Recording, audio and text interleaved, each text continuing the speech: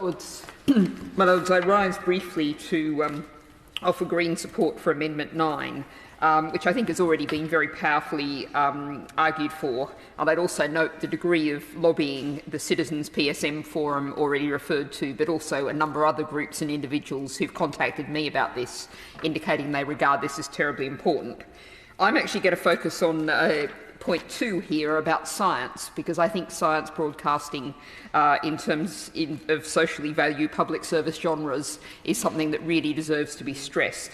And this picks up points made by the Noble Lady Baroness Hayman in the first group, in the context, obviously, of our climate emergency and indeed all the other exceeding of planetary boundaries threats that we face.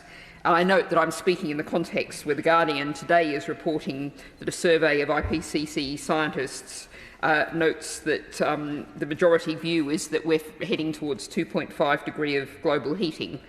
Now, I remain an optimist, and I don't necessarily agree with that. It's a question of social innovation and change. But what's clearly crucial is that the public and public sector broadcasters provide the scientific information and context that the public needs to understand the debates, to understand the issues. And I declare my position here as a science graduate from 1987.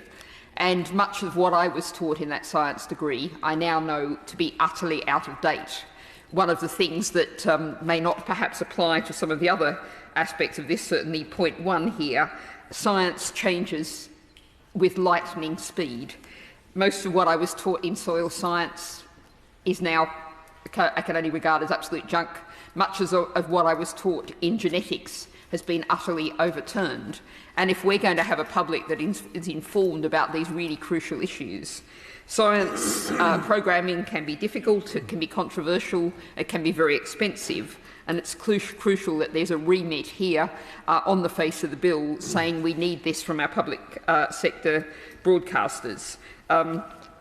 Personally, I try and keep up to date with a whole range of podcasts. I can recommend to Noble Lords Big Biology or the New Books Network Science Systems and Cybernetics channel, but they're not necessarily terribly accessible, and it's really important that we have public sector broadcasters providing the content that informs the public on scientific issues.